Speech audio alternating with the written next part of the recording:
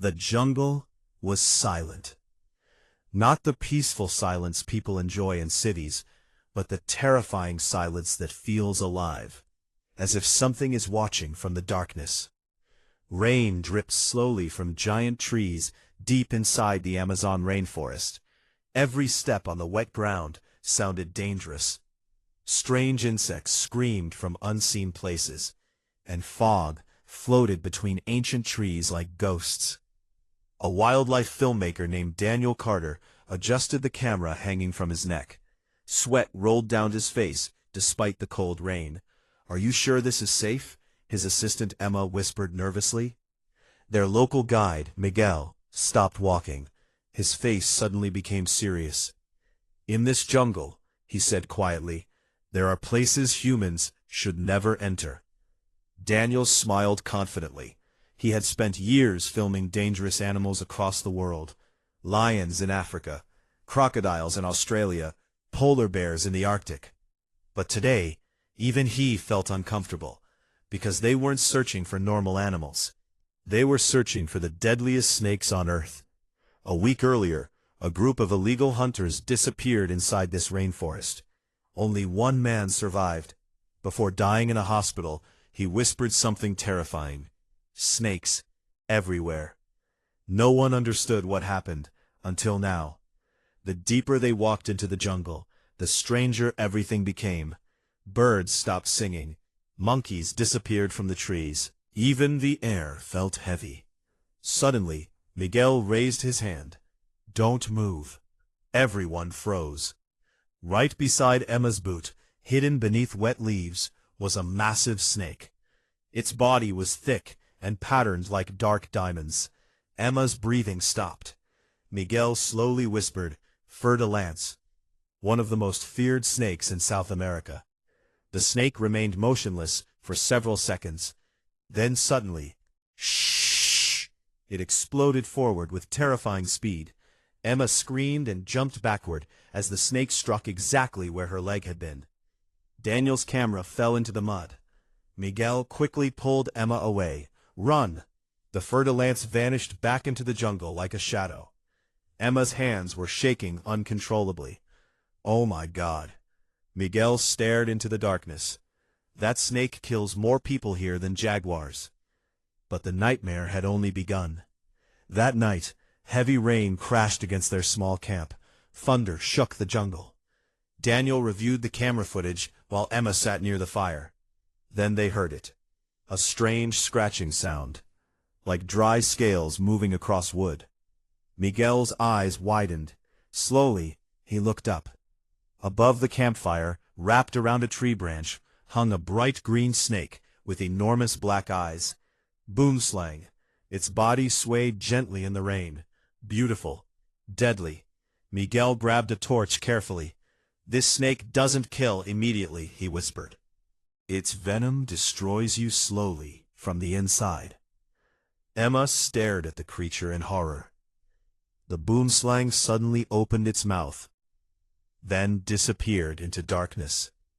Nobody slept that night. The next morning, they discovered something horrifying. Footprints. Human footprints. Fresh. Someone else was in the jungle. Daniel followed the tracks carefully until they reached an abandoned wooden cabin hidden beneath vines. The door was broken. Inside, old photographs covered the walls. Photos of snakes. Hundreds of them. King cobra, black mamba, Russell's viper, inland taipan, every deadliest snake in the world. Emma found an old notebook covered in dust. "These snakes are not acting naturally," she read aloud. "Something is changing them." Suddenly, bang! The cabin door slammed shut by itself. The room became silent. Then came a sound that froze everyone's blood. Hiss! From beneath the floorboards. Daniel slowly stepped backward. The wooden floor began moving. Something huge was underneath them. The floor exploded upward. A giant king cobra rose into the room, taller than a man. Its hood expanded wide. Its black eyes locked directly onto Daniel. Emma screamed. Miguel grabbed a flare and ignited it instantly. Bright red light filled the cabin. The cobra hissed violently and struck the air. Daniel could hear his own heartbeat pounding inside his skull. The king cobra moved closer, closer. Then suddenly it stopped, because another sound echoed outside, a deep, terrifying hiss. The king cobra slowly turned toward the window, and for the first time in history, the humans saw two deadly snakes facing each other. Outside the cabin stood a black mamba, long, dark, fast, the African nightmare itself. The two predators stared at one another silently. Then chaos erupted. The black mamba launched forward like lightning. The king cobra attacked instantly. Both snakes twisted violently across the floor, smashing furniture apart. Emma cried in fear as venom sprayed across wooden walls. Miguel shouted, "Run now!" They escaped into the jungle while the deadly battle continued behind them. Rain poured harder than ever. Daniel's mind raced with questions. How could snakes from different continents appear together here? It made no sense. Hours later, exhausted and soaked, they found an underground tunnel hidden beneath roots. Inside the tunnel were metal cages, broken cages, snake cages. Emma's face turned pale. This was a laboratory. Miguel found warning labels written in different languages. Venom Research Project. Suddenly, Daniel understood. Someone had secretly brought the world's deadliest snakes together for experiments. But something went wrong. Very wrong.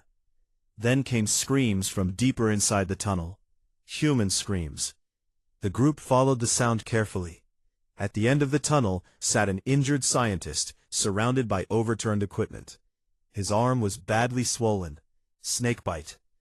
"Help me," he whispered weakly. Daniel rushed forward. "What happened here?"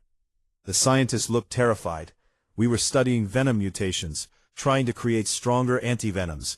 He coughed painfully. "But the snakes escaped." Emma looked around nervously. "How many?" The scientist's eyes filled with fear. "All of them."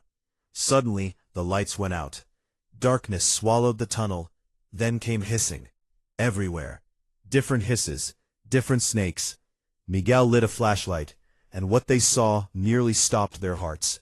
Snakes covered the tunnel floor. Russell's vipers, saw-scaled vipers, tiger snakes, coastal taipans, moving together, watching silently. The scientist whispered one final sentence before collapsing. "They've become aggressive, unnatural." The snakes began moving closer. Daniel grabbed Emma's hand. "Run!" The tunnel erupted into chaos. Snakes struck from every direction. Miguel used fire to keep them back, while Daniel and Emma ran through collapsing corridors. A coastal taipan struck Miguel's backpack. Venom burned through the fabric instantly. Emma cried as she nearly stepped onto a saw-scaled viper hidden in darkness. The tunnel exit finally appeared ahead, but between them and freedom stood the largest snake Daniel had ever seen. An inland taipan, silent, motionless, deadly. Its eyes reflected in the flashlight beam. Nobody moved. One strike would mean death. Then Daniel slowly remembered something he learned years earlier. Most snakes attack only when threatened. Very carefully, he lowered his flashlight. Nobody breathed. The inland taipan watched them silently, then slowly slid away into darkness. The group escaped the tunnel seconds before a massive explosion destroyed the laboratory forever. Flames rose high above the rainforest. For a moment, the jungle became silent again. Days later, rescue helicopters finally found Daniel, Emma, and Miguel alive near the river. But even after returning home, Daniel could never forget what he saw. Because somewhere deep inside that endless jungle, some of the deadliest snakes on Earth were still alive, watching, waiting, and hidden in the darkness of the wild. The real nightmare had only just begun.